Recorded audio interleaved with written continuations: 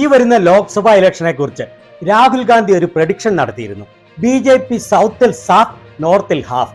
അതായത് സൗത്തിൽ നിന്ന് തുടച്ചു നീക്കപ്പെടും, നോർത്തിൽ പകുതിയാവും. അതിനെ ശരിവയ്ക്കുന്ന രീതിയിലുള്ള ഗ്രൗണ്ട് റിപ്പോർട്ടുകളാണ് നോർത്ത് ഇന്ത്യയിൽ നിന്നും ഓരോ ദിവസവും പുറത്തു വരുന്നത്.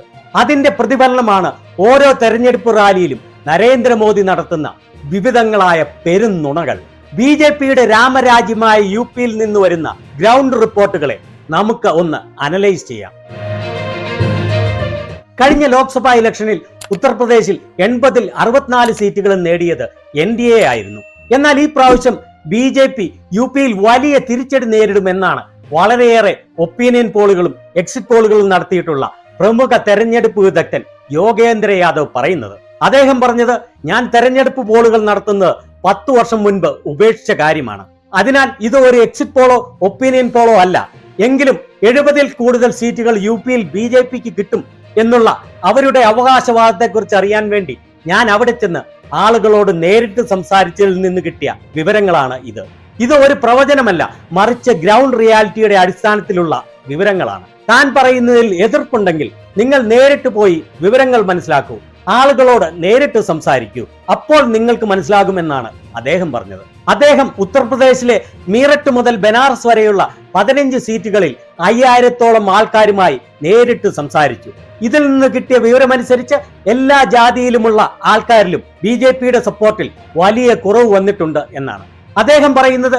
കഴിഞ്ഞ തെരഞ്ഞെടുപ്പിൽ ഉത്തർപ്രദേശിൽ BJP നേടിയ 64 സീറ്റുകൾ ഈ തിരഞ്ഞെടുപ്പിൽ ലഭിക്കുകയില്ല എന്ന് ഉറപ്പാണ് എന്നാണ്. നോർത്തിലെ മറ്റൊരു സംസ്ഥാനത്തും BJPക്ക് കൂടുതൽ സീറ്റ് ലഭിക്കുകയില്ല. കാരണം പല സംസ്ഥാനങ്ങളിലും BJP മുഴുവൻ സീറ്റുകളും നേടിയിരുന്നു. ആകെ അധികം സീറ്റ് നേടാനുള്ള അവരുടെ പ്രതീക്ഷയായിരുന്നു ഉത്തർപ്രദേശ്. എന്നാൽ ഇവിടുത്തെ ഗ്രൗണ്ട് റിയാലിറ്റി അനുസരിച്ച് BJPക്ക് 70-അല്ല 60-അല്ല 50 സീറ്റുകൾ പോലും ലഭിക്കില്ല. ഗ്രാമങ്ങളിലെ ആളുകളോടാണ് ഇദ്ദേഹം സംസാരിച്ചത്. ഈ സംസാരിച്ച 5000-ഓളം ആളുകളിൽ കഴിഞ്ഞ പ്രാവശ്യം പ്രതിപക്ഷത്തിന് വോട്ട് ചെയ്ത ഒരാൾ മാത്രമാണ് ഇപ്രാവശ്യം BJPക്ക് വോട്ട് ചെയ്യും എന്ന് പറഞ്ഞത്. 5000-ൽ ഒരാൾ മാത്രം. എന്നാൽ കഴിഞ്ഞ പ്രാവശ്യം BJPക്ക് വോട്ട് ചെയ്ത 3 പേരിൽ ഒരാൾ പറഞ്ഞത് ഇപ്രാവശ്യത്തെ തങ്ങളുടെ വോട്ട് ഇന്ത്യ മുന്നണിക്കാണ് എന്നാണ്. അതായത് കഴിഞ്ഞ പ്രാവശ്യം BJPക്ക് വോട്ട് ചെയ്ത 33% പേർ ഇപ്രാവശ്യം ഇന്ത്യ മുന്നണിക്ക് വോട്ട് ചെയ്യും എന്നാണ് പറഞ്ഞത്. അദ്ദേഹം പറഞ്ഞത് ഈ സാമ്പിൾ 5000 ആയതിനാൽ 5-ൽ ഒരാൾ മാത്രമേ ഇങ്ങനെ മറിച്ച് വോട്ട് ചെയ്യുകയുള്ളൂ എന്ന് വയ്ക്കുക. എങ്കിൽ BJP വലിയ നഷ്ടം നേരിടും. ഈവൻ കഴിഞ്ഞ പ്രാവശ്യം BJPക്ക് വോട്ട് ചെയ്ത 10-ൽ ഒരാൾ ഇന്ത്യ മുന്നണിക്ക് വോട്ട് ചെയ്താൽ BJPയുടെ സീറ്റെണ്ണം ഒരു തരത്തിലും 50 പോലും എത്താൻ സാധ്യതയില്ല എന്നാണ് അദ്ദേഹം പറഞ്ഞത്. അപ്പോൾ 3-ൽ ഒരാളോ 5-ൽ ഒരാളോ മാറി വോട്ട് ചെയ്താൽ BJPയുടെ അവസ്ഥ എന്തായിരിക്കുമെന്ന് ഊഹിച്ചോളൂ. ഉത്തർപ്രദേശിലെങ്ങും BJPക്കെതിരായി വലിയ വികാരമുണ്ടെന്നാണ് അദ്ദേഹം കണ്ടെത്തിയത്. ഇതുവരെ 16 സീറ്റുകളിൽ മാത്രമേ തെരഞ്ഞെടുപ്പ് നടന്നിട്ടുള്ളൂ. അതുകൊണ്ട് സാഹചര്യം എപ്പോൾ വേണമെങ്കിലും മാറി മറിയാം. എങ്കിലും ഇപ്പോഴത്തെ സാഹചര്യം അനുസരിച്ച് UPയിൽ BJPയുടെ നില ഓരോ ദിവസവും മോശമായി വരുന്നതായിട്ടാണ് കാണുന്നത്. ഇപ്രാവശ്യം 400-ന് മുകളിൽ എന്നുള്ള മോദിയുടെ വീരവാദം പോയിട്ട് 272 എത്തിക്കാൻ പാടുപെടും എന്നാണ് ഉത്തർപ്രദേശിലെ ഗ്രൗണ്ട് റിപ്പോർട്ടുകൾ മനസ്സിലാക്കിയ ശേഷം അദ്ദേഹം പ്രതികരിച്ചത്.